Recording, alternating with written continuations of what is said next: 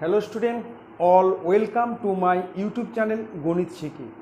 আজকে আমরা ক্লাস 9-এর রায়ান মার্টিন প্রশ্নবিচিত্রার মডেল কোশ্চেন পেপার 19 মানে 19 শুরু করব। তোমরা কিন্তু অবশ্যই পুরো ভিডিও দেখবে, ঠিক আছে? তাহলে বুঝতে সুবিধা হবে। আর একটা কথা বলছি, যদি তোমাদের ভালো লাগে তোমরা কিন্তু অবশ্যই কিন্তু লাইক করবে, সাবস্ক্রাইব করবে, কিন্তু অবশ্যই করবে। আর তোমাদের পরিচিত জানাশোনা বন্ধুদেরকে তোমরা কিন্তু ভিডিওটা কিন্তু শেয়ার করবে। ঠিক আছে, তাহলে আমরা আজকে শুরু করছি ক্লাস 9 রায়ান মার্টিন প্রশ্নবিচিত্রার মডেল কোশ্চেন পেপার 19 মানে 19। পেজ হচ্ছে 204 পেজ। 204 পেজ। খুব ভালো করে দেখো প্রথম প্রশ্ন কি আছে, খুব ভালো করে লক্ষ্য করবে। দেখো প্রশ্ন কি আছে, বলছে একটি জামা 360 টাকায় বিক্রি করায় 10% ক্ষতি হলো। একটি জামা 360 টাকা দিয়ে বিক্রি করায় 10% ক্ষতি হলো। বলছে জামাটি ক্রয় মূল্য কত? জামাটি ক্রয় মূল্য, তাহলে আমাকে কিন্তু ক্রয় মূল্য বের করতে হবে। এখানে কি কি দেওয়া আছে? এখানে কিন্তু বিক্রয় মূল্য দেওয়া আছে 360 টাকা, ক্ষতি দেওয়া আছে 10%, ক্রয় মূল্য কত সেটা আমাকে বের করতে হবে। দেখো আমি লিখছি, হেডিং লিখছি, দেখো প্রথমে লিখবে বিক্রয় মূল্য। বিক্রয় মূল্য ইকুয়াল টু 360 টাকা। এবার লিখবে ক্ষতি। ক্ষতি ইকুয়াল টু 10%। তোমাকে বের করতে হবে ক্রয় মূল্য ইকুয়াল টু প্রশ্নবোধক। ঠিক আছে, তাহলে আমরা কিন্তু যেটা বের করব সেটা কিন্তু আমরা ডান দিকে রাখবো। 10% ক্ষতি তার মানে কি? তার মানে ক্রয় মূল্য 100 টাকা হলে বিক্রয় মূল্য 90 টাকা। 100 টাকায় কিনে তুমি যদি 90 টাকা বিক্রি করো তাহলে তোমার কিন্তু 10% ক্ষতি। 10% মানে 100 টাকায় 10 টাকা ক্ষতি। তুমি 100 টাকা দিয়ে কিনে 10 টাকা ক্ষতিতে বিক্রি করলে তাহলে তোমার বিক্রয় মূল্য কত হবে? 90 টাকা। তার মানে আমাকে কিন্তু ক্রয় মূল্য বের করতে হবে। তার মানে লিখবো যে বিক্রয় মূল্য 90 টাকা হলে ক্রয় মূল্য 100 টাকা। 1 হলে কত আর 360 হলে কত? আমি লিখছি, দেখো প্রথমে লিখবে 10% ক্ষতিতে। ক্ষতিতে এবার তার নিচে লিখবে অর্থাৎ বিক্রয় মূল্য। বিক্রয় মূল্য 90 টাকা হলে ক্রয় মূল্য ইকুয়াল টু 100 টাকা। ঠিক আছে, তাহলে বুঝতে পারলে 10% ক্ষতি তার মানে বিক্রয় মূল্য 90 টাকা হলে ক্রয় মূল্য 100 টাকা। 1 হলে কত বিক্রয় মূল্য? আর এই যে বিক্রয় মূল্য দেওয়া আছে 360, তাহলে ক্রয় মূল্য কত হবে? ঠিক আছে, অর্থাৎ বিক্রয় মূল্য যদি 1 টাকা হয় তাহলে ক্রয় মূল্য, যখন আমরা 1 ধরবো এটা কিন্তু ডিভাইডেড নিচে যাবে, 100 নিচে, তার মানে হবে 100 নিচে 90। আবার যখন বিক্রয় মূল্য যদি 360 হয়, এবারে 360 কিন্তু ইনটু হয়ে যাবে, মানে উপরে ইনটু মানে গুণ হয়ে যাবে উপরে, সমান সমান, তাহলে 100 ইনটু 360 আর নিচে হচ্ছে 90। একটা শূন্য কাটলাম, 9 দিয়ে কাটলে হচ্ছে 4, সমান সমান 400 টাকা। তাহলে আমরা লিখবো যে ক্রয় মূল্য কত হলো? লিখবো যে ক্রয় মূল্য ইকুয়াল টু 400 টাকা। এবার আমরা কিন্তু অপশান দেখব। অপশান এ হচ্ছে 380 টাকা, অপশান বি হচ্ছে 400 টাকা, অপশান সি হচ্ছে 420 টাকা, আর অপশান ডি হচ্ছে 450 টাকা। তাহলে আমার অ্যান্সার হচ্ছে 400 টাকা, অপশান বি। তাহলে আমরা এখানে লিখবো হচ্ছে বি, এটা হচ্ছে অ্যান্সার। অপশান বি হচ্ছে অ্যান্সার। খুব ভালো করে দেখবে, এটা হচ্ছে লাভ ক্ষতির অঙ্ক। ঠিক আছে, তাহলে আমাকে ক্রয় মূল্য বের করতে হবে, যেটা বের করবো সেটা আমরা ডান দিকে লাগবো। আর 10% ক্ষতি তার মানে বিক্রয় মূল্য 90 টাকা হলে ক্রয় মূল্য 100 টাকা। 100 টাকায় কিনা তুমি যদি 90 টাকায় বিক্রি করো তবেই তোমার কিন্তু 10% ক্ষতি হবে। ঠিক আছে, এক হলে কত, আর বিক্রয় মূল্য 360, তুমি 360 টাকায় বিক্রি করছো, তাহলে তুমি জিনিসটা কত দিয়ে কিনেছো, 400 টাকায়। তুমি 400 টাকায় কিনা 360 টাকায় বিক্রি করছো, যার জন্য তোমার কিন্তু 10% ক্ষতি হয়েছে। ঠিক আছে, এবার চলে আসতেছি নেক্সট অঙ্কে, 1-2 নম্বর। দেখো প্রশ্ন দেওয়া আছে যে ABCD সামান্তরিকের কোণ A = 3x + 20 ডিগ্রি এবং কোণ C = 4x + 10 ডিগ্রি হলে কোণ B এর মান, কোণ B এর মান কত সেটা আমাকে বের করতে হবে। আমি একটা কথা বলছি যে সামান্তরিকের কিন্তু বিপরীত কোণ সমান হয়, সামান্তরিকের বিপরীত বাহু সমান হয়, আর সামান্তরিকের বিপরীত বাহু সমান্তরাল হয়। সামান্তরিকের কর্ণ দুটি পরস্পরকে সমকোণে সমদ্বিখণ্ডিত করে। ঠিক আছে, তাহলে আমাকে একটা কথা মনে রাখতে হবে, খুব ইম্পর্টেন্ট কথা, আর সেটা হচ্ছে সামান্তরিকের বিপরীত কোণ সমান, আর সামান্তরিকের একই পাশের অন্তঃকোণ দুটির সমষ্টি 180 ডিগ্রি। সামান্তরিকের একই পাশের দুটি অন্তঃকোণের সমষ্টি 180 ডিগ্রি। খুব ভালো করে মনে রাখবে। আমরা প্রথমে ছবি এঁকে নিচ্ছি, একটা সামুদ্রিক আঁকাচ্ছি, এটা একটা সামান্তরিক, নাম দিচ্ছি ABCD। এখানে দেওয়া আছে কোণ A, এই কোণ A দেওয়া আছে 3x + 20 ডিগ্রি, কোণ A দেওয়া আছে 3x + 20 ডিগ্রি, আর কোণ C দেওয়া আছে 4x + 10 ডিগ্রি, 4x + 10 ডিগ্রি। বলছে কোণ B, এই কোণ B কত আমাকে বের করতে হবে, কোণ B বের করতে হবে। আমি একটা কথা বলছি যে সামান্তরিকের একই পাশের দুটি অন্তঃকোণের সমষ্টি 180 ডিগ্রি, কারণ AD সমান্তরাল BC এবং AB হচ্ছে আমাদের ভেদক, AD সমান্তরাল BC এবং AB উহাদের ভেদক, অতএব অন্তঃকোণ দুটির সমষ্টি হচ্ছে 180 ডিগ্রি। আর সামান্তরিকের বিপরীত কোণ সমান, এই কোণ A আর কোণ C সমান, এই দুটো কোণ শর্ত অনুযায়ী কি হবে, সমান হবে। কিন্তু এখান থেকে কিন্তু আমরা x এর মান পেয়ে যাব। ঠিক আছে, আমি করছি, দেখো আমি একটু লিখে নিচ্ছি, খুব ভালো করে দেখবে কীভাবে করবে। ABCD একটি সামান্তরিক,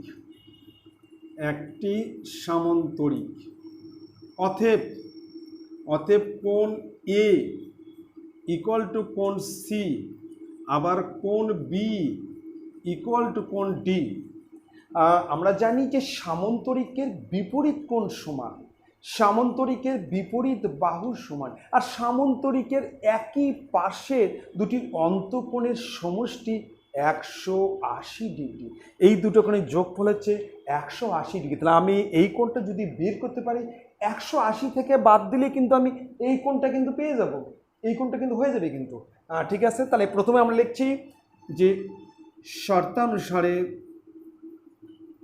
শর্তানুসারে কোণ A = কোণ C, এই দুটো কোণ কিন্তু সমান হবে যেহেতু সামান্তরিক। কোণ A এর মান হচ্ছে 3x + 20 ডিগ্রি = 4x + 10 ডিগ্রি। আমি একটু লিখে নিচ্ছি এখানে যে কোণ A = 3x + 20 ডিগ্রি আর কোণ C = 4x + 10 ডিগ্রি। কমপ্লিট। এবার আমি এক্সগুলোকে বাম দিক আর এক্স ছাড়া আমি ডান দিক করব, বা 3x - 4x = 10 ডিগ্রি - 20 ডিগ্রি। তাহলে এখানে -x, 4x থেকে 3x বাদ দিলে -x, আর = 20 থেকে 10 বাদ দিলে -10, তাহলে x = 10। X equal to 10 degree. তাহলে আমরা কিন্তু এক্স এর মান পেয়ে গেলাম, এক্স এর মান কিন্তু আমরা পেয়ে গেলাম। এবার আমরা কোণ এ সমান কত সেটা আমরা বের করে নেবো। আমার কোণ সি দরকার নেই, কোণ সি দরকার নেই, আমার কোণ এ দরকার। লিখবো অতএব কোণ এ ইকুয়াল টু 3x, মানে 3 ইন্টু 10 ডিগ্রি প্লাস 20 ডিগ্রি, তাহলে 30 degree plus 20 degree equal two 50 degree. তাহলে আমরা কিন্তু এই কোণটা কিন্তু পেয়ে গেলাম, এটা হচ্ছে 50 ডিগ্রি। এক্স এর মান হচ্ছে 10 ডিগ্রি, তাকে 3 দিয়ে গুণ করে 30 degree plus 20 degree, 30 degree plus 20 degree equal two 50 degree. ঠিক আছে, এবার দেখো এই দুটো বাহু সমান্তরাল, এ বি উহাদের ভেদক, অতএব অন্তঃকোণ দুটির সমষ্টি কত? 180 ডিগ্রি। ঠিক আছে, আমরা লিখব যে এডি সমান্তরাল বিসি এবং এবি উহাদের ভেদক। আর দেখো এইরকম দুটো বাহু সমান্তরাল, এটা একটা ভেদক, তাহলে এই দুটো কোণের যোগফল হচ্ছে 180 ডিগ্রি। এইরকম দুটো বাহু যদি সমান্তরাল থাকে, এটা যদি একটা ভেদক থাকে, এই দুটো কোণের সমষ্টি হচ্ছে 180 ডিগ্রি। অতএব অন্তঃকোণ দুটির সমষ্টি ইকুয়াল টু 180 ডিগ্রি। তাহলে এই দুটো কোণের সমষ্টি কত? 180 ডিগ্রি।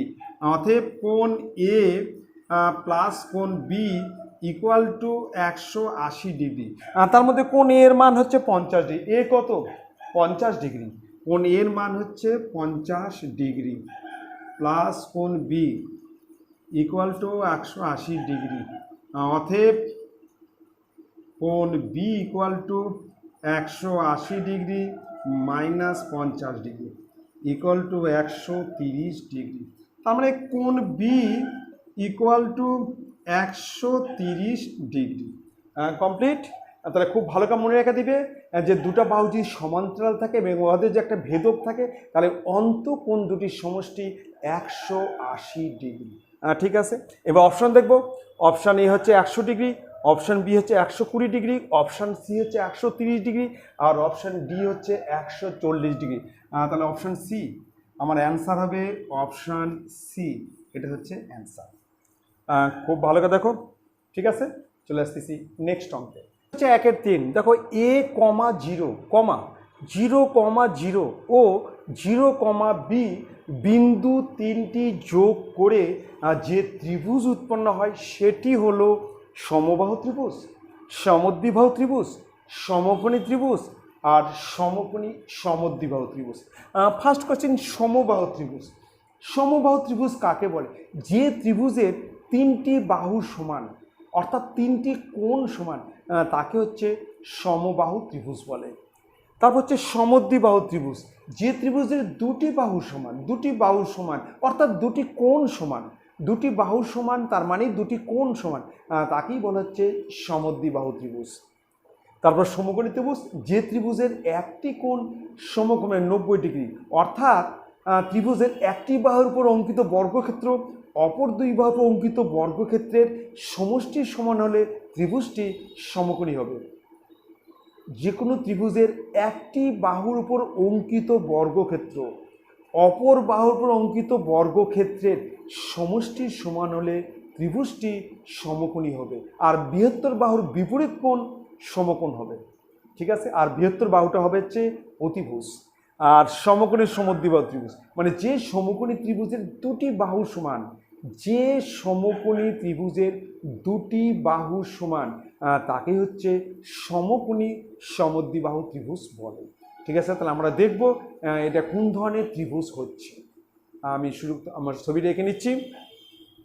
আমি একটা ছবি আঁকাচ্ছি, দেখো। নাম দিচ্ছি এ, এখানে দিচ্ছি বি, এখানে দিচ্ছি সি। এ হচ্ছে a,0, বি হচ্ছে 0,0 আর সি হচ্ছে 0, বি। আমি কিন্তু ধরে নিলাম এ হচ্ছে a,0, বি হচ্ছে 0,0 আর সি হচ্ছে 0,b। আমি একটু লিখে নিচ্ছি। ধরি A equal to a,0, B equal to 0,0 আর সি ইকুয়াল টু 0,b। ঠিক আছে, তাহলে আমরা প্রথমে এ বি স্কয়ার বের করব। এ বি স্কয়ার বা এ বি বার করছি। ঠিক আছে, এ বি আমরা প্রথমে এ বি বার করছি। এ বি রুটের মধ্যে তাহলে এ -0 তার হচ্ছে হোল স্কয়ার প্লাস আবার 0,0 তার হোল স্কয়ার, পাশে হচ্ছে একক।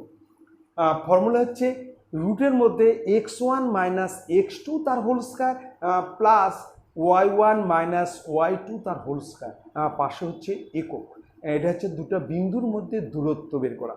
ঠিক আছে, তাহলে আমরা সমান সমান লিখছি এ থেকে 0 বাদ দিলে এ তার হোল স্কয়ার এত একক। তার মানে এটা হচ্ছে রুটের বাইরে যদি আমরা করি তাহলে এটা হবে শুধু এ, রুটের বাইরে করলে হবে এ, আর রুটের মধ্যে এ স্কোয়ার। কমপ্লিট।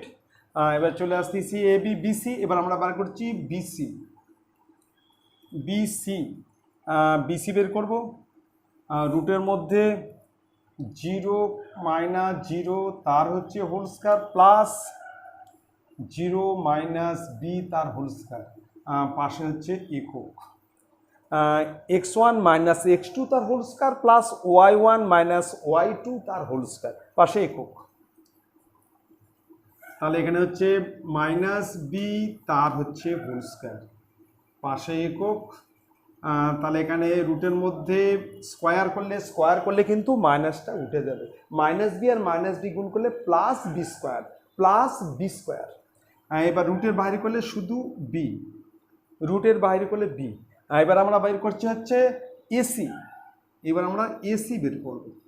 এসি রুটের মধ্যে হচ্ছে এসি, এটা তাহলে আমরা লিখছি এ -0 তার হোল স্কয়ার প্লাস 0 - বি তার হচ্ছে হোল স্কয়ার, 0 - বি তার হোল স্কয়ার, পাশে হচ্ছে একক। সমান এখানে হচ্ছে এ স্কোয়ার প্লাস -বি তার হোল স্কয়ার। তার মানে রুটের মধ্যে A square plus B square একক, A square plus B square তার একক। আচ্ছা, এখানে একটি জিনিস দেখো, এখানে A B square plus B C square যোগফল কত হচ্ছে? আমরা এখানে করছি A B square plus B C square equal to এ তার হোল স্কয়ার প্লাস বি তার হোল স্কয়ার, তার মানে হচ্ছে A square plus B square. তাহলে A B square plus B C square সমান কি হচ্ছে? A square plus B square. আবার এ সি স্কোয়ার সমান কি হচ্ছে? A C square equal to রুটের মধ্যে A square plus B square তার হচ্ছে whole square. A C square দিলে কিন্তু রুটটা উঠে যাবে, সমান A square plus B square. ঠিক আছে, তাহলে এখানে একটা জিনিস লক্ষ্য করো যে A B square plus B C square equal to A C square, মানে ত্রিভুজে একটি বাহুর উপর অঙ্কিত বর্গক্ষেত্র অপর দুই বাহুর উপর অঙ্কিত বর্গক্ষেত্রের সমষ্টি সমান। তাই তো এখানে আমরা দেখছি যে A C square equal to A B square plus B C square, A C square equal to A B square plus B C square. অতএব ত্রিভুজটি সমকোণী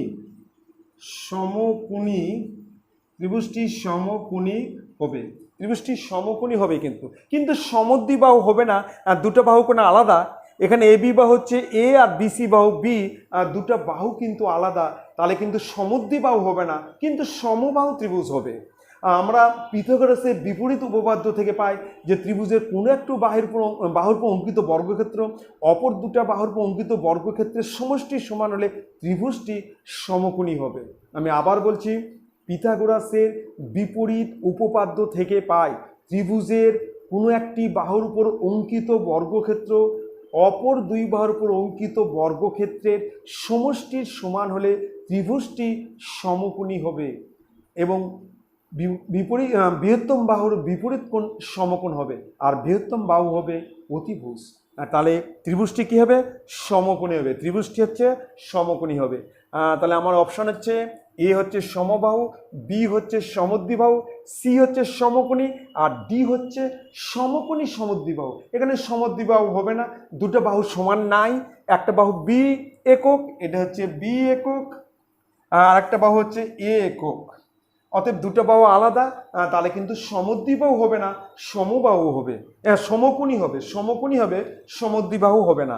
অপশান হচ্ছে সি। আমরা অ্যান্সার লিখব সি, সি অ্যান্সার। ঠিক আছে, খুব ভালো করে দেখো, খুব ভালো করে মনে রাখবে।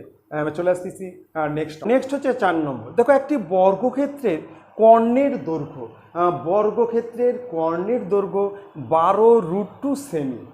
বর্গক্ষেত্রটির ক্ষেত্রফল কত?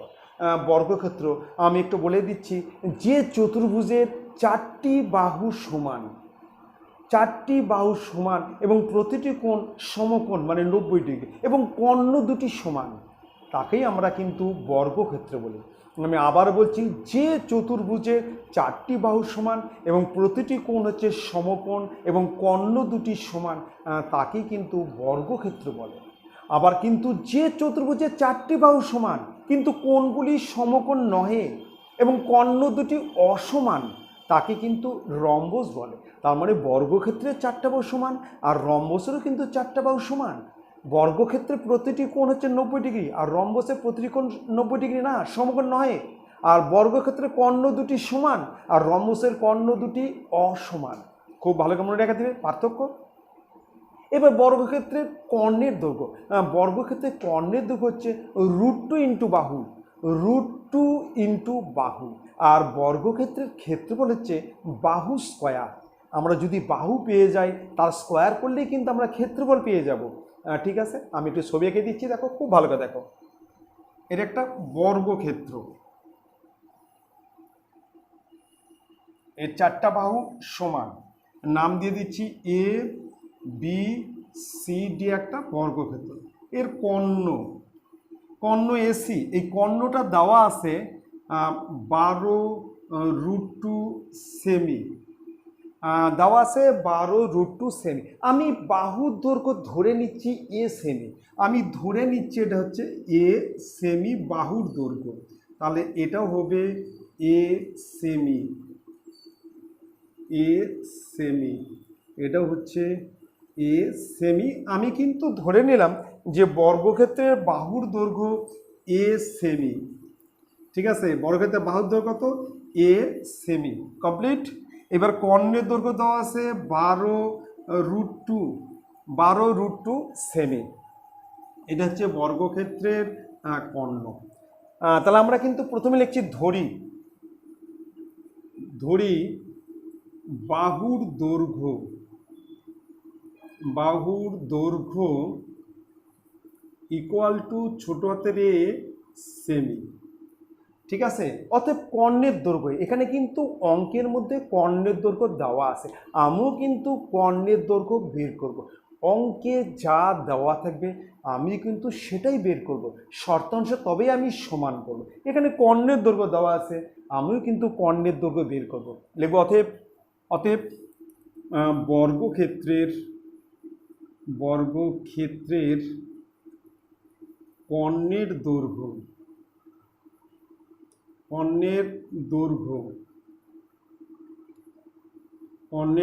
Equal to √2 into A semi. এখানে বাহু হচ্ছে আমি এ ধরে নিচ্ছি, √2 ইন্টু বাহু, তার মানে √2 ইন্টু এ সেমি।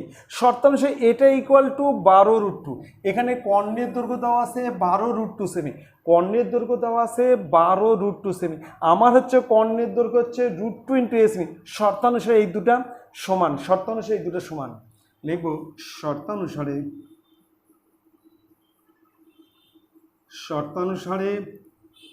√2 ইন্টু এ ইকুয়াল টু 12√2, অতএব এ ইকুয়াল টু 12√2 নিচে √2 সমান সমান 12 সেমি।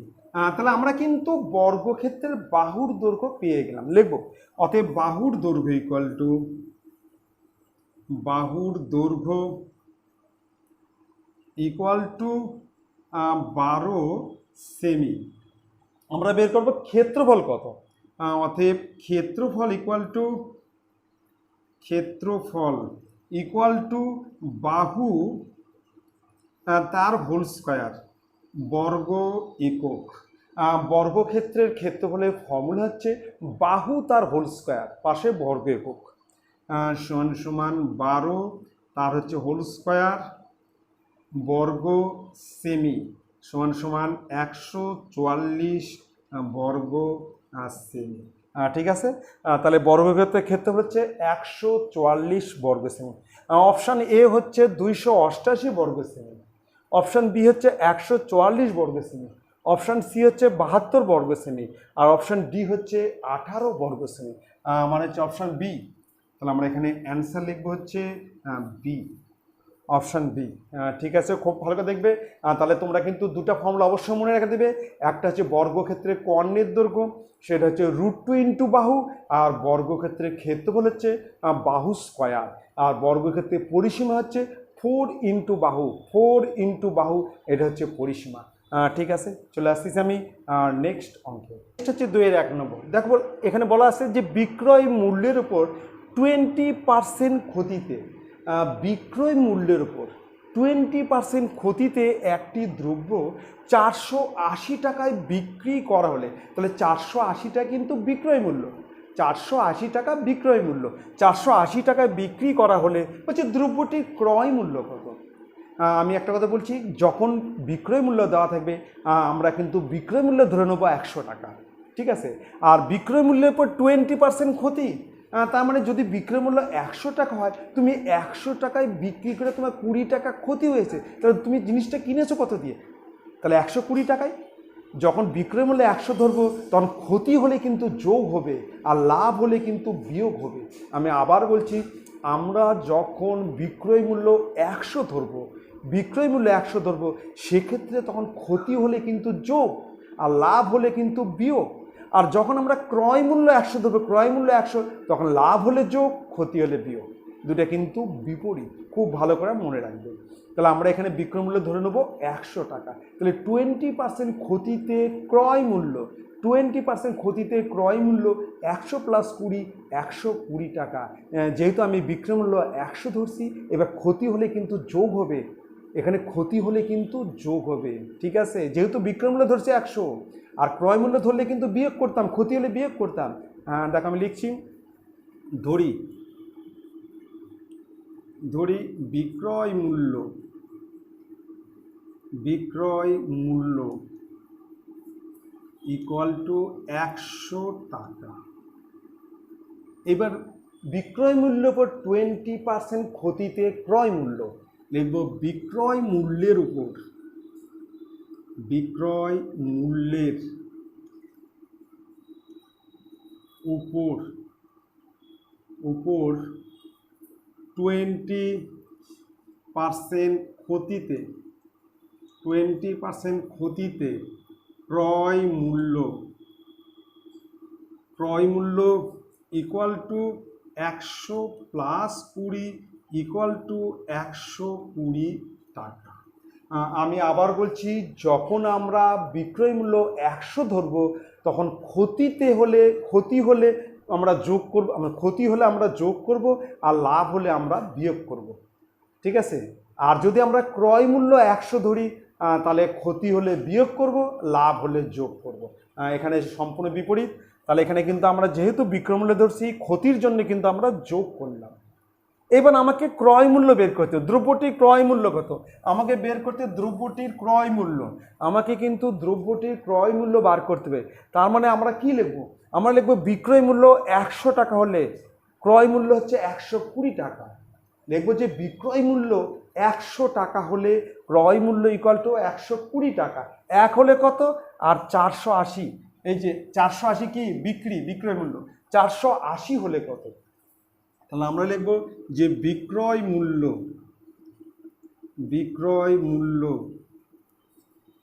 100 টাকা হলে ক্রয় মূল্য ইকুয়াল টু 120 টাকা। অর্থাৎ বিক্রয় মূল্য 1 টাকা হলে ক্রয় মূল্য হচ্ছে 120 নিচে 100, আর বিক্রয় মূল্য দেওয়া আছে 480। তাহলে ক্রয় মূল্য হচ্ছে 120 ইন্টু 480 নিচে হচ্ছে 100, এই দুটো শূন্য কেটে দিচ্ছি। 12 দেখুন, 8 বারং 96, 8 বারং 96 6, হাতে থাকলো 9, 4 বারং 48, 48 আর 9 হচ্ছে 57, তাহলে 576 টাকা। অ্যান্সার লিখব যে ক্রয় মূল্য ইকুয়াল টু 576 টাকা, এটা হচ্ছে অ্যান্সার। খুব ভালো কথা। দেখো, তাহলে আমি আবার বলছি, যখন আমরা বিক্রয় মূল্য 100 ধরবো, ক্রয় মূল্য বের করতে হলে যদি ক্ষতি হয় তাহলে আমরা যোগ করব, আর লাভ হলে কিন্তু বিয়োগ করব। যখন আমরা ক্রয় মূল্য 100 ধরবো, ক্ষতি হলে বিয়োগ করব, আর লাভ হলে যোগ করব। টোটালি কিন্তু বিপরীত, এটা কিন্তু খুব ভালো করে মাথায় রাখবে। ঠিক আছে, আমি চলে আসতেছি নেক্সট অঙ্কে। 2 এর 2 নম্বর, খুব ভালো করে দেখবে, এটা একটা সামন্তরিকের শর্ট অঙ্ক, জ্যামিতির শর্ট অঙ্ক, খুব ভালো করে দেখবে। প্রশ্ন আছে ABCD সামন্তরিকের এবি বাহুর মধ্যবিন্দু এইচ, বি বিন্দুগামী ডিএইচ এর সমান্তরাল, বি বিন্দুগামী ডিএইচ এর সমান্তরাল সরলরেখা বর্ধিত এডিকে এস বিন্দুতে ছেদ করে। বলছে বিসি ইকুয়াল টু 10 সেমি হলে ডিএস এর দৈর্ঘ্য কত? তাহলে আমাকে কিন্তু চিত্রটাকে আঁকাতে হবে, নাহলে আমি কিন্তু কিছুই বুঝতে পারবো না। চিত্রটাকে আঁকাতে হবে। আমরা একটা সামন্তরিক আঁকাবো।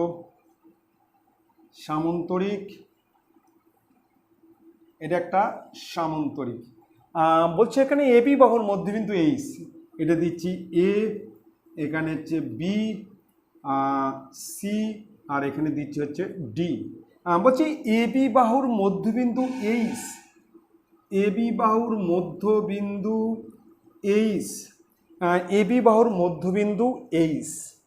বলছে বি বিন্দুগামী ডিএইচ এর সমান্তরাল।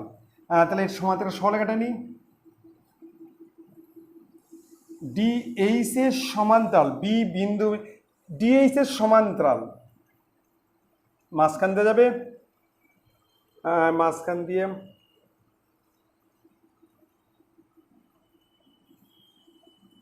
ডিএইচ এর সমান্তরাল,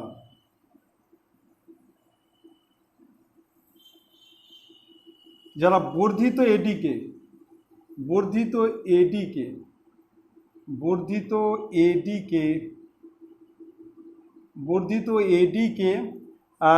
এস বিন্দুতে ছেদ করে। বর্ধিত এডিকে এস বিন্দুতে, এখানে হচ্ছে এস বিন্দুতে ছেদ করে। ঠিক আছে, এস বিন্দুতে ছেদ করে। এখানে বিসি বাহুর মান দেওয়া আছে 10 সেমি। বলছে ডিএস, এই ডিএস বাহুর দৈর্ঘ্য কত সেটা আমাকে কিন্তু বের করতে হবে। এই ডিএস বাহুর দৈর্ঘ্য আমাকে বের করতে হবে। ঠিক আছে, তাহলে আমরা প্রথমে লিখে নিচ্ছি যে বিসি ইকুয়াল টু 10 সেমি, আর ডিএইচ বলছে বি বিন্দুকে ডিএইচ এর সমান্তরাল সরলরেখা বর্ধিত এটিকে এস বিন্দু ছেদ করে। বিসি, এখানে একটা নাম দিচ্ছি, এখানে নাম দিচ্ছি হচ্ছে ও, আমরা এখানে লিখবো যে এইচডি সমান্তরাল বিও,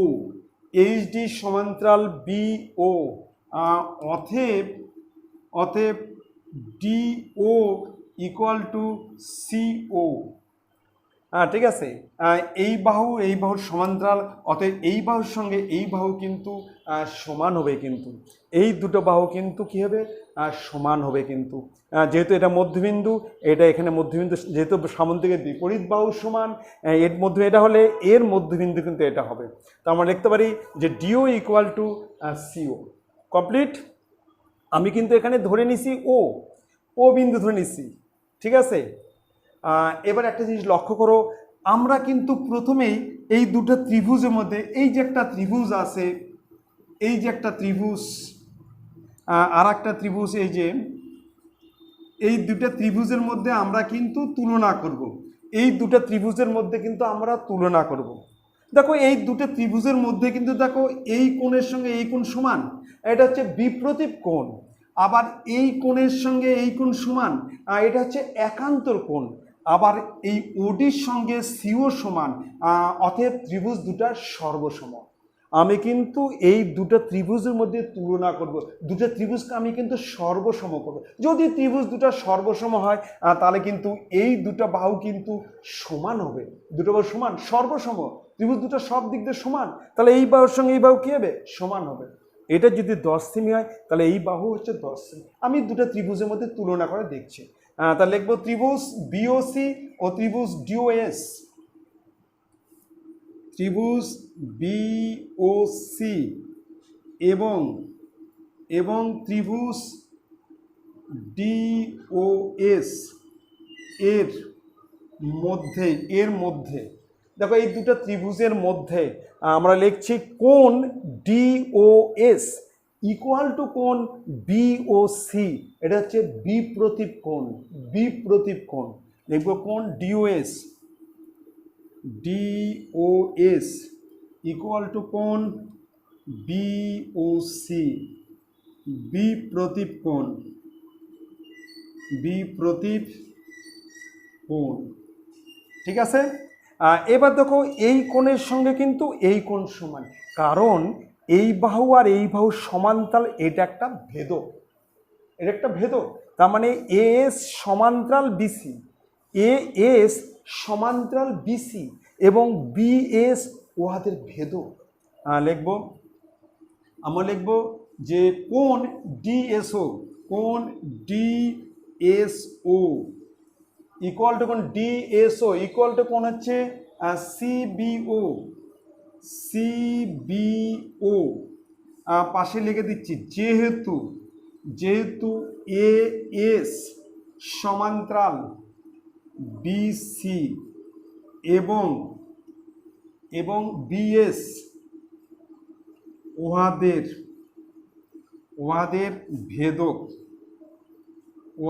ভেদক। এটাকে বলা হচ্ছে একান্তর কোণ। এটা হচ্ছে একান্তর কোণ। তাহলে এই দুটো কোণ কিন্তু সমান, এবং সেটা হচ্ছে একান্তর কোণ। কেন একান্তর হচ্ছে? এএস আর বিসি হচ্ছে সমান্তরাল, আর বিএস হচ্ছে উহাদের ভেদক। কমপ্লিট। এবার ডিওর সঙ্গে ওসি সমান, ডিও আর ওসি সমান, অতএব ডিও ইকুয়াল টু সিও। এই দুটো বাহু সমান, অতএব ত্রিভুজ দুটো হচ্ছে সর্বসম। আমরা জানি একটা ত্রিভুজের দুটো কোণ একটা বাহু, অপর ত্রিভুজের দুটো কোণ একটা বাহু সমান হলে ত্রিভুজ দুটি সর্বসম। আমি লিখতে পারি অতএব ত্রিভুজ বিওসি সর্বসম, ত্রিভুজ ডিওএস এটা হচ্ছে সর্বসমতার এএস শর্তানুসারে। ঠিক আছে, সর্বসমতায় এএস শর্তানুসারে, মানে কোন বাহু। আচ্ছা, এই দুটো ত্রিভুজ যদি সর্বসম হয়, আমি বলতে পারি যে বিসি ইকুয়াল টু ডিএস। তাহলে এই দুটো বাহু সমান, যেহেতু ত্রিভুজ দুটো সর্বসম হলে তুমি যা ইচ্ছা তাই করতে পারো। যেহেতু ত্রিভুজ দুটো সর্বসম, তোমার যা দরকার তুমি করতে পারো। তাহলে এই দুটো বাহু কি হবে? সমান হবে। অতএব BC equal to DS equal to 10 সেমি ইকুয়াল টু 10 সেমি। অতএব ডিএস ইকুয়াল টু 10 সেমি। এটা হচ্ছে অ্যান্সার। অতএব এই বাহুটা হাজবে কত? এই বাহু হবে 10 সেমি। যেহেতু এটা 10 সেমি, দুটো বাহুর সমান, অতএব এই বাহুটাও হচ্ছে 10 সেমি। খুব ভালো করে লক্ষ্য রাখবে। আমি তোমাদের কিন্তু একটু বড় করে দিলাম বোঝানোর জন্য, কিন্তু আমি একদম বিশ্লেষণ করে দিলাম, তোমাদের সুবিধা হবে। কিন্তু তোমরা পরীক্ষায় শর্টে করবে, আমি বোঝার জন্য একটু বিশ্লেষণ করলাম, ঠিক আছে? এবার চলে আসতেছি আমি নেক্সট প্রশ্ন, হচ্ছে 2-3 নম্বর। দেখো, মূল বিন্দু থেকে 9, বিন্দুর দূরত্ব 25 একক হলে কে এর মান কত? মূল বিন্দু স্থানাঙ্ক হচ্ছে 0,0। আমি একটু লিখে নিচ্ছি যে মূল বিন্দুর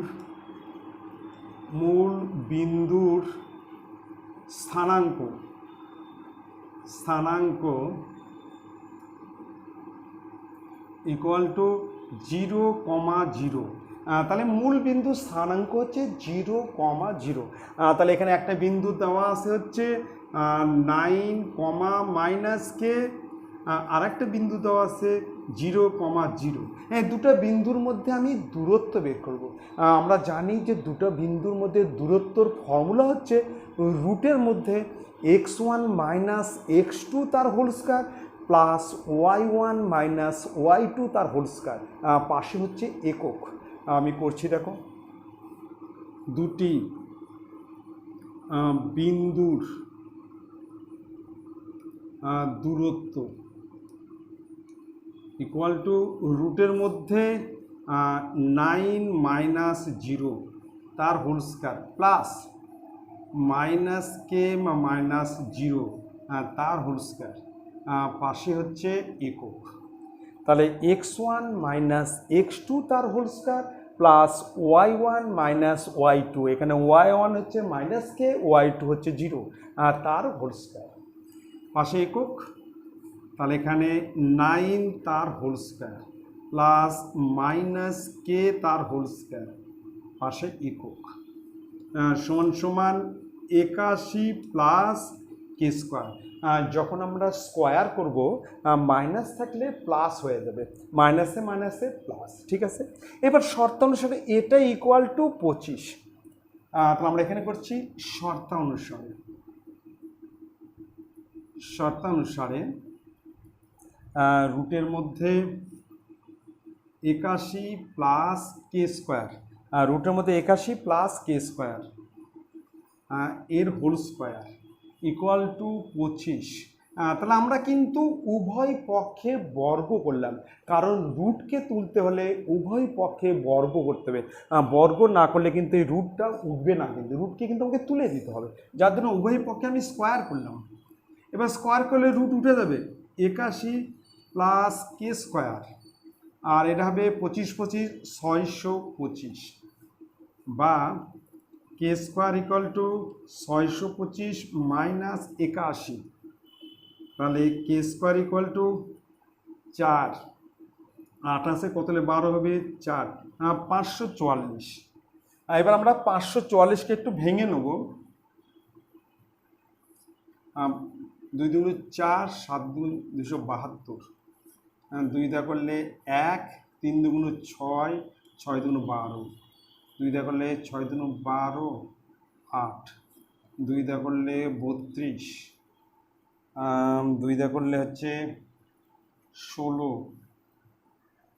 তাহলে এখানে 81 আর 25 625, বাদ দিলে 4, 8 আছে 12 হবে, 4 হলে হাতে থাকলো 1, 544, 272, তাকে করলে 136, 136 6 দুগুণ 12, হাতে হলো 1, তাহলে 8 দুগুণ 16, 2 দিয়ে গুণ করলে এখানে হচ্ছে 34, আর 2 দিয়ে করলে হচ্ছে 17। তাহলে 34 আর 17, তাহলে এখানে হচ্ছে, তাহলে K equal to plus minus রুটের মধ্যে 544। তাহলে K equal to plus minus রুটের মধ্যে 1 2 3 4 5, 2 গুণন 2 গুণন 2 গুণন 2 গুণন 2 গুণন 17। অতএব K equal to plus minus 2 গুণন 2 2 4 গুণন রুট 34 সমান সমান প্লাস মাইনাস 4 রুট 34। তাহলে কে এর মান হচ্ছে প্লাস মাইনাস 4 রুট 34। এটাই হচ্ছে অ্যান্সার। কে এর মান প্লাস মাইনাস 4 রুট 34। ঠিক আছে, এবার চলে আসতেছি আমি নেক্সট অঙ্কে। আর নেক্সট 4 নম্বর 2-4 বলছে একটি অর্ধবৃত্তের পরিসীমা 36 সেমি। অর্ধবৃত্তের পরিসীমা তার মানে হচ্ছে অর্ধ পরিধি প্লাস ব্যাস। অর্ধ পরিধি 2πr/2 অর্ধ পরিধি প্লাস ব্যাস, সেটা হচ্ছে 36 সেমি হলে অর্ধবৃত্তের ব্যাসের দৈর্ঘ্য কত, ব্যাস কত, মানে 2 ইন্টু ব্যাসার্ধ কত, সেটা আমাকে বের করতে হবে। আমি একটা ছবি দেখে দিচ্ছি। মনে করি একটা বৃত্ত, এটা একটা বৃত্ত,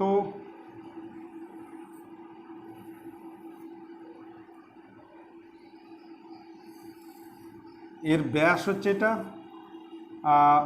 এটা হচ্ছে ব্যাসার্ধ, নাম দিচ্ছি এ ও বি।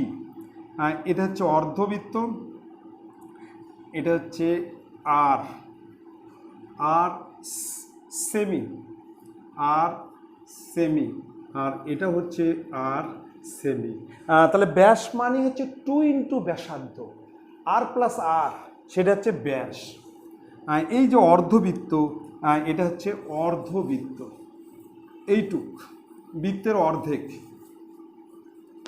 ঠিক আছে, অর্ধবৃত্ত। আমাকে অর্ধবৃত্তে কিন্তু পরিসীমা দেওয়া আছে, অর্ধবৃত্তের পরিসীমা দেওয়া আছে কত, 36 সেমি। আমিও কিন্তু অর্ধবৃত্তের পরিসীমা বের করব, ঠিক আছে। অর্ধবৃত্তের পরিসীমা কি, এইটুক, এটা হচ্ছে অর্ধ পরিধি প্লাস ব্যাস, অর্ধ পরিধি প্লাস ব্যাস, অর্ধ পরিধি এটা মানে 2πr/2 আর হচ্ছে 2r, এটা হচ্ছে 2r। আমরা ধরে নিচ্ছি, ধরি ব্যাসার্ধ ইকুয়াল টু আর সেমি, অতএব ব্যাস ইকুয়াল টু 2r সেমি। তাহলে ব্যাসার্ধকে যদি আমরা 2 দ্বারা গুণ করি তাহলে আমরা কিন্তু ব্যাস পাবো, আবার ব্যাসকে যদি 2 দিয়ে ভাগ করি তাহলে আমরা কিন্তু ব্যাসার্ধ পাবো। এবার লিখবো অর্ধবৃত্তের পরিসীমা, অর্ধবৃত্তের পরিসীমা ইকুয়াল টু অর্ধ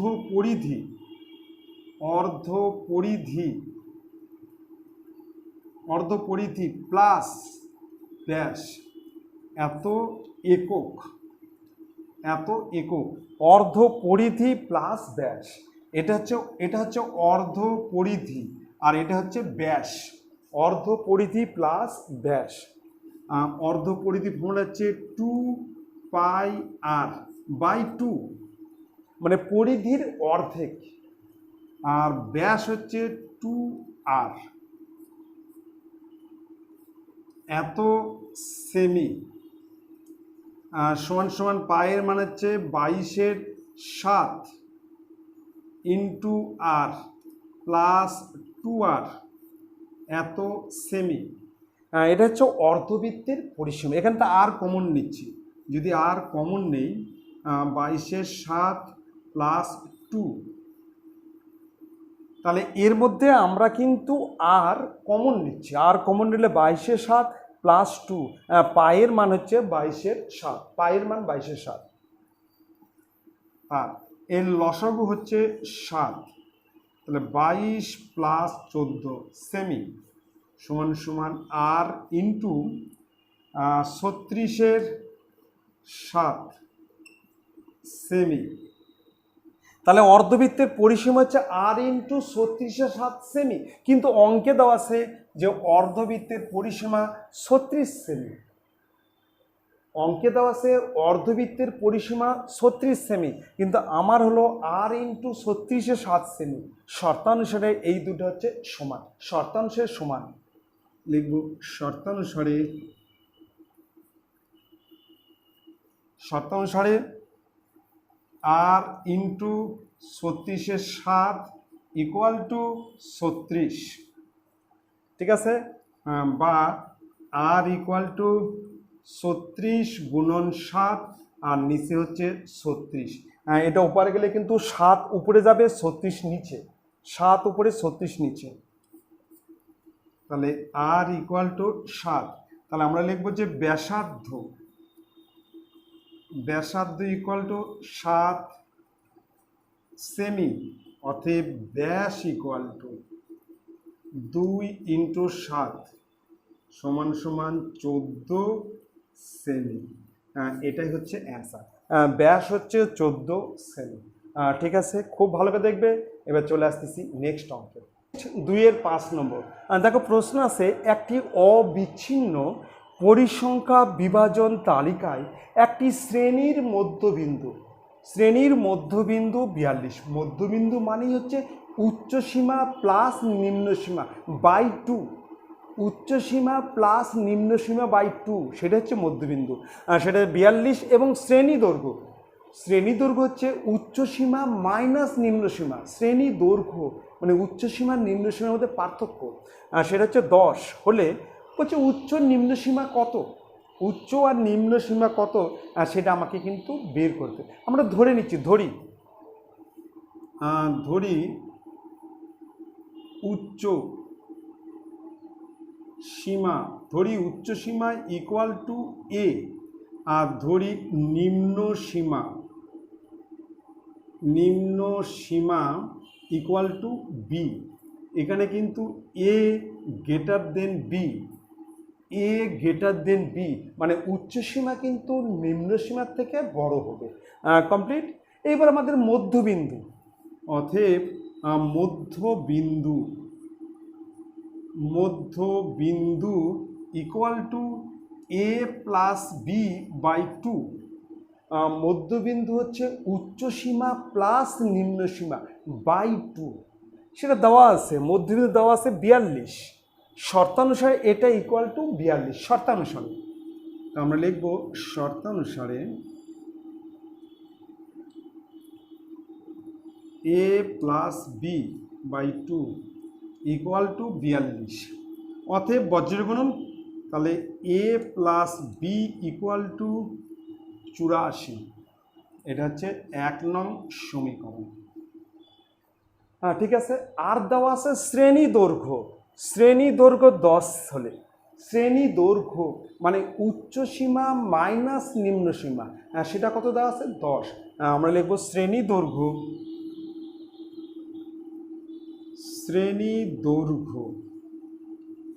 equal to A minus B.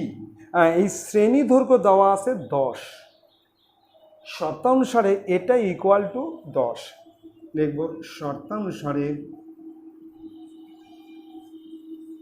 শর্তানুসারে A minus B equal to 10। এটা হচ্ছে 2 নং সমীকরণ। এবার 1 আর 2 এর মধ্যে আমরা সমাধান করব এবং অপনয়ন পদ্ধতিতে করব। 1 নম্বর আছে হচ্ছে এ প্লাস বি ইকুয়াল টু 84, আর 2 নম্বর আছে এ মাইনাস বি ইকুয়াল টু 10। আমরা কিন্তু প্লাস যোগ করছি, দুটো সমীকরণকে আমরা কিন্তু যোগ করছি, তাহলে মাইনাস প্লাস কেটে যাবে, 2a 94, অতএব এ ইকুয়াল টু 94 নিচে 2 সমান 47। তাহলে আমরা কিন্তু উচ্চ সীমা পেয়ে গেলাম 47।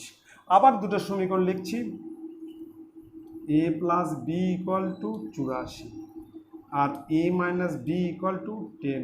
এবার কিন্তু আমরা বিয়োগ করছি, এবার আমরা কিন্তু বিয়োগ করব, দুটো সমীকরণকে আমরা মাইনাস করব, মাইনাস প্লাস মাইনাস।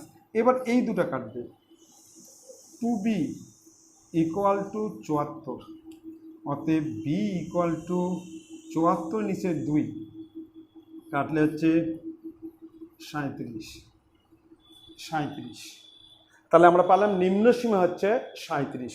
অ্যান্সার লিখব উচ্চ সীমা ইকুয়াল টু 47 আর নিম্ন সীমা ইকুয়াল টু 37, এটা হচ্ছে অ্যান্সার। ঠিক আছে, খুব ভালো করে দেখো। তাহলে আমরা যদি উচ্চ সীমা মাইনাস নিম্ন সীমা করি সেটা হচ্ছে শ্রেণী দৈর্ঘ্য, আর উচ্চ সীমা প্লাস নিম্ন সীমা বাই 2 সেটা হচ্ছে মধ্যবিন্দু।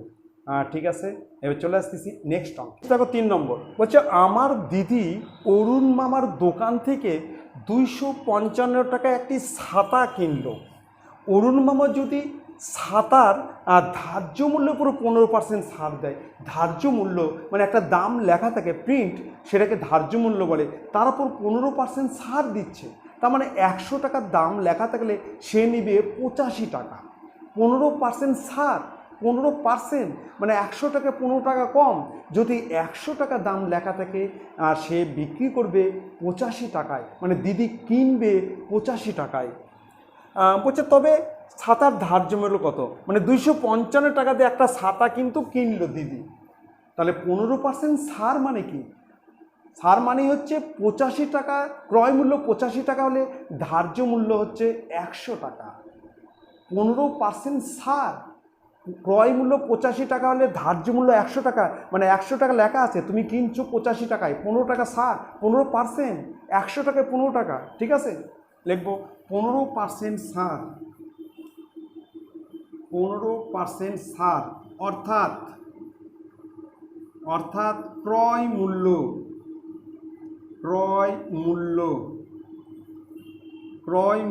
85 টাকা হলে ধার্য মূল্য ইকুয়াল টু 100 টাকা।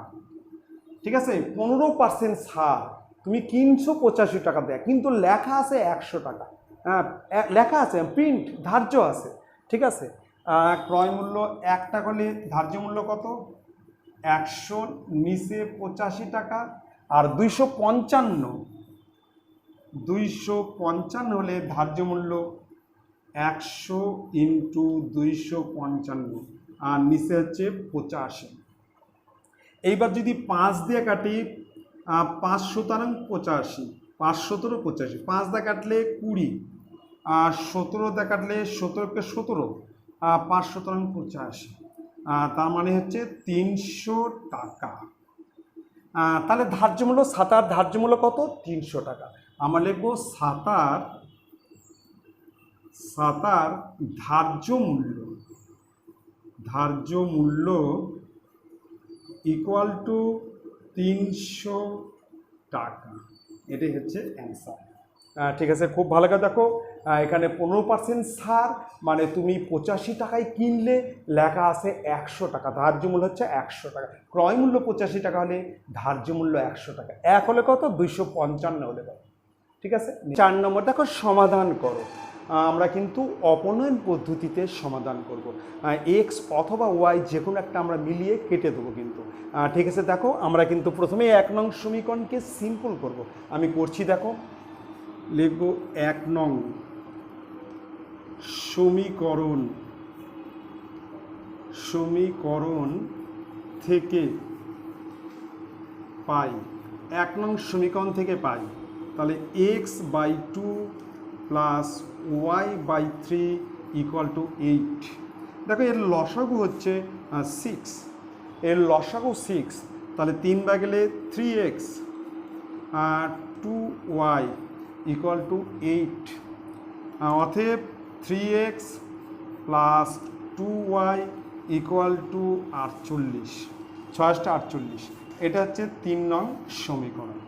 এবার আমরা 2 আর 3-এর মধ্যে কিন্তু সমাধান করব, মানে আমরা ওয়াইকে মিলাবো, ওয়াইকে মিলাচ্ছি। ওয়াইকে মিলাতে গেলে আমরা 2 নং সমীকরণকে 2 দ্বারা আর 3 নং সমীকরণকে আমরা 3 দ্বারা গুণ করব। একটু লিখে দেবো, লিখব যে 2 নং সমীকরণকে সমীকরণকে 2 দ্বারা এবং 3 নং সমীকরণকে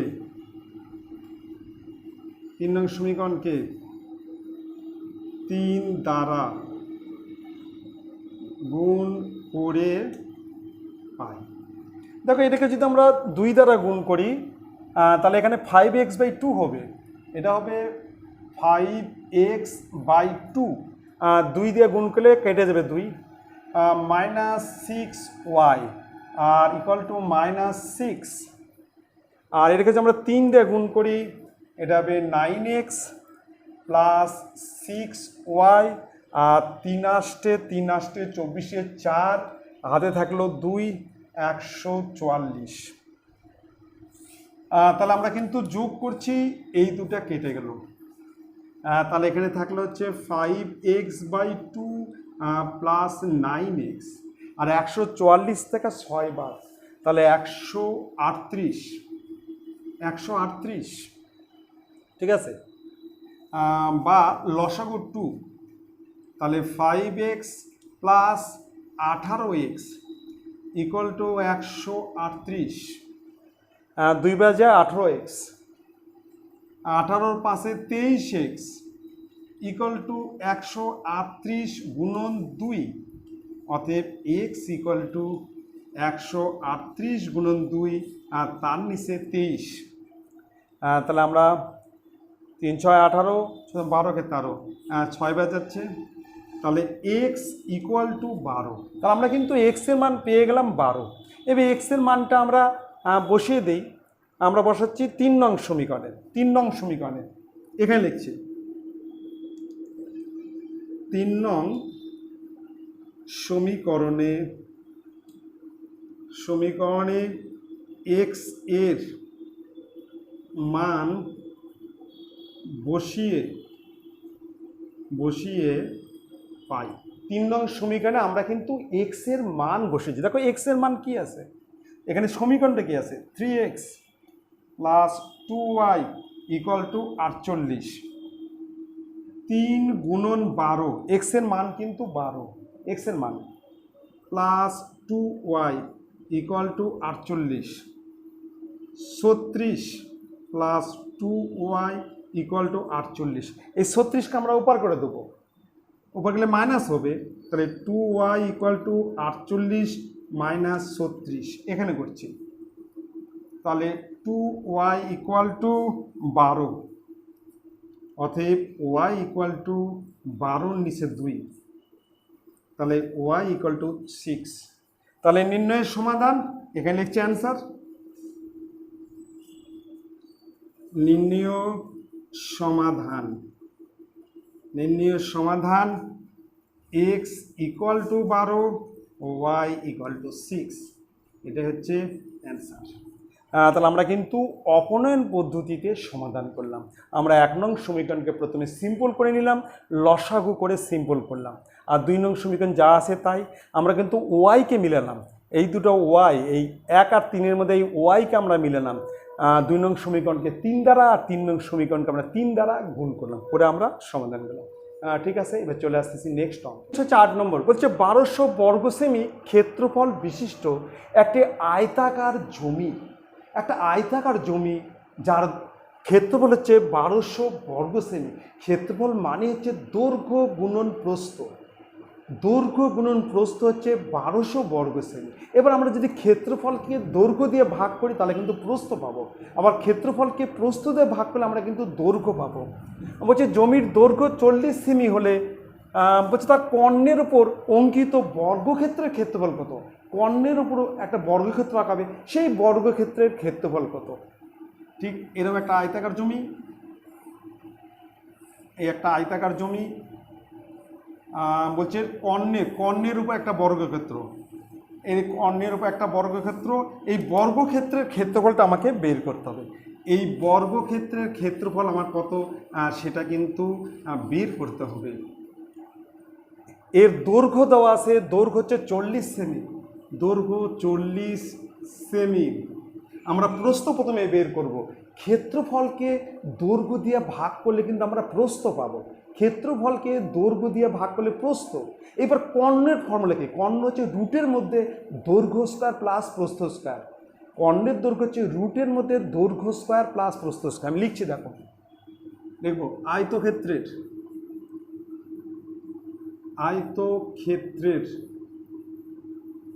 ক্ষেত্রফল ইকুয়াল টু 1200 বর্গ সেমি। এবার লিখবো আয়তক্ষেত্রের দৈর্ঘ্য ইকুয়াল টু 40 সেমি। অতএব আয়তক্ষেত্রের প্রস্থ তাহলে আমরা কিন্তু ক্ষেত্রফলকে যদি দৈর্ঘ্য দিয়ে ভাগ করি তাহলেই আমরা পাবো প্রস্থ। তাহলে 1200/40 সমান 30 সেমি। তার মানে প্রস্থ হচ্ছে 30 সেমি আর দৈর্ঘ্য 40। এবার আমরা কর্ণের দৈর্ঘ্য বার করি। এই কর্ণটা কত? কর্ণ বার করবো, কর্ণ। অতএব কর্ণের দৈর্ঘ্য আচ্ছা, কর্ণের দৈর্ঘ্য ফর্মুলা হচ্ছে রুটের মধ্যে দৈর্ঘ্য স্কয়ার প্লাস প্রস্থ স্কয়ার, পাশে একক। রুটের মধ্যে দৈর্ঘ্য স্কয়ার প্লাস প্রস্থ স্কয়ার, পাশে একক। রুটের মধ্যে 40 তার স্কয়ার প্লাস 30 তার স্কয়ার, পাশে হচ্ছে সেমি। তাহলে রুটের মধ্যে 1600 প্লাস 900, রুটের মধ্যে 2500, তার মানে 50 সেমি। তাহলে কর্ণের দৈর্ঘ্য হচ্ছে 50 সেমি। তাহলে এবার কর্ণের উপর অঙ্কিত বর্গক্ষেত্রের ক্ষেত্রফল মানে কর্ণ তার হোল স্কয়ার। বর্গক্ষেত্রের ক্ষেত্রফল মানে হচ্ছে বাহু স্কয়ার। লিখব কর্ণের উপর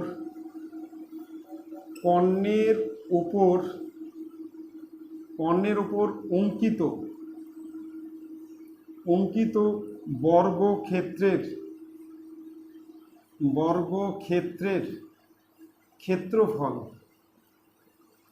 ক্ষেত্রফল ইকুয়াল টু 50 তার হচ্ছে হোল স্কয়ার বর্গ সেমি সমান 2500 বর্গ সেমি। এটি হচ্ছে অ্যান্সার। তাহলে কর্ণের দৈর্ঘ্য হচ্ছে রুটের মধ্যে দৈর্ঘ্য স্কয়ার প্লাস প্রস্থ স্কয়ার মানে 2500 মানে 50 সেমি। এবার কর্ণের উপর অঙ্কিত বর্গক্ষেত্রের ক্ষেত্রফল, তাহলে সবগুলা বাহু হবে, এটাও হবে 50 সেমি, এটাও হবে 50 সেমি, আর এটাও হবে 50 সেমি। তাহলে কর্ণ তার হোল স্কয়ার মানে 50 তার হোল স্কয়ার 2500 বর্গ সেমি। ঠিক আছে, চলে আসতেছি নেক্সট হচ্ছে 9 নম্বর। খুব ভালো করে দেখবে, প্রশ্ন কি আছে হচ্ছে 28 মিটার দৈর্ঘ্যের ব্যাস 28 মিটার দৈর্ঘ্যের ব্যাস বিশিষ্ট বৃত্তাকার ট্যাকে পূজা ও জাকির একই সময়ে একই জায়গা থেকে একই সময়ে প্রতিযোগিতা শুরু করে। 28 মিটার দৈর্ঘ্যের ব্যাস বিশিষ্ট একটা বৃত্তাকার ট্যাকে পূজা ও জাকির একই জায়গা থেকে একই সময়ে প্রতিযোগিতা শুরু করে। পূজা যখন 4 পাক ঘুরে প্রতিযোগিতা শেষ করে তখন জাকির 1 পাক পিছনে থাকে। তার মানে পূজা 4 পাক গেলে জাকির যায় 3 পাক। পূজার যখন 4 পাক যায় তখন জাকির যায় 3 পাক। বলছে প্রতিযোগিতায় কত মিটার ছিল? তার মানে প্রতিযোগিতা 4 মিটার 4 পাকের ছিল। 4 পাক মানে পরিধি মানে 1 পাক। আর পূজা জাকিরকে কত মিটারে পরাজিত করে? মনে করো এরম একটা বৃত্তাকার ট্যাগ আছে, এখান থেকে যাত্রা শুরু করছে। এখানে জাকির আর পূজা এখান থেকে যাত্রা শুরু করছে। এরা কিন্তু এইভাবে ঘুরছে, এইভাবে ঘুরছে, কিন্তু এরকম 4 বার ঘুরবে, 4 বার। এর ব্যাসার্ধ দেওয়া আছে হচ্ছে 14 মিটার ব্যাসার্ধ। এর ব্যাসার্ধ দেওয়া আছে 14 মিটার, ব্যাস হচ্ছে 28 মিটার। বলছে এরকম 4 বার ঘুরবে, 4 বার। বলছে 4 বার ঘুরলে প্রতিযোগিতাটি কত মিটার ছিল? একবার ঘোরা মানেই হচ্ছে পরিধি, মানে 2πr। 2πr, এখানে ব্যাসার্ধ হচ্ছে 14 মিটার।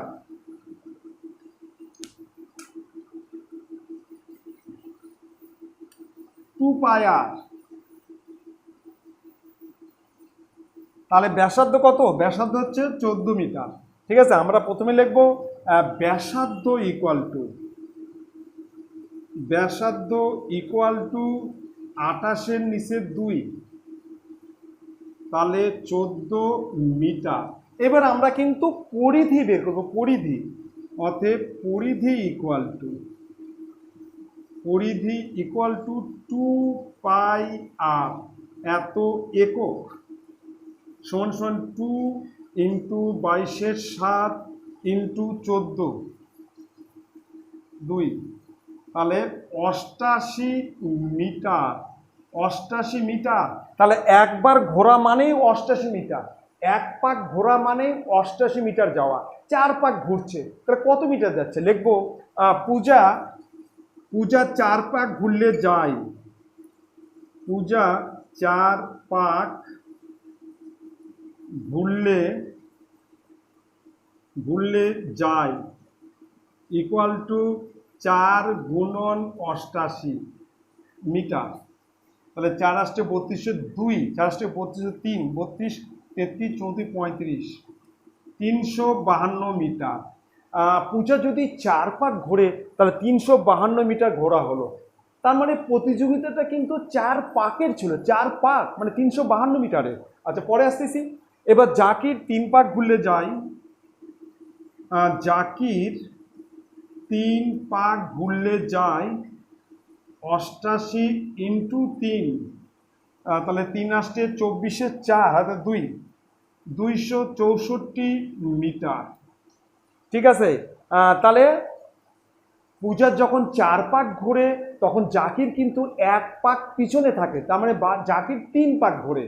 আর 4 পাক ঘোরা মানেই হচ্ছে 352 মিটার যাওয়া, আর 3 পাক ঘুরলে যায় হচ্ছে 264 মিটার। ঠিক আছে, তার মানে প্রতিযোগিতাটা ছিল হচ্ছে 352 মিটারের। এটা ক্যান্সার লিখবো প্রতিযোগিতাটি ছিল ইকুয়াল টু 352 মিটারের। এবার পূজা জাকিরকে পরাজিত করে, মানে 1 পাকে পরাজিত করে। আমরা এটা থেকে এটা বিয়োগ করব, লিখব পূজা জাকিরকে পরাজিত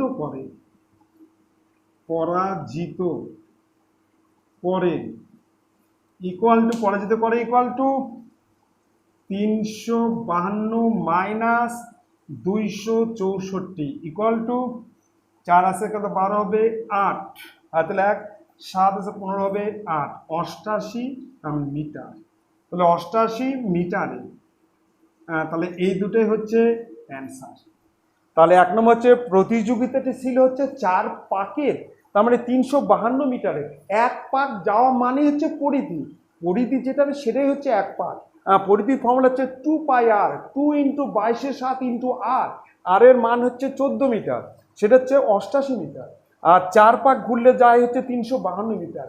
এটা পূজা গেছে, কিন্তু জাকির তো 1 পাক পিছনে ছিল, তার মানে জাকির 3 পাক ঘুরলে যায় 264 মিটার। তাহলে পূজা জাকিরকে কত মিটারে পরাজিত করে?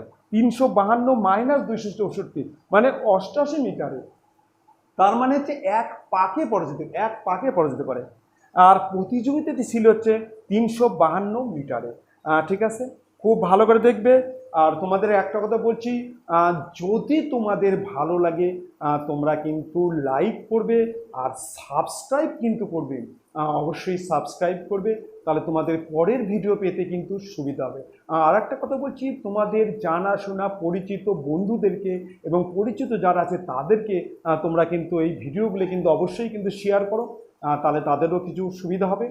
ঠিক আছে, আর একটা কথা বলছি, তোমরা ভালো থাকো। থ্যাংক ইউ, গুড নাইট, আবার দেখা হবে।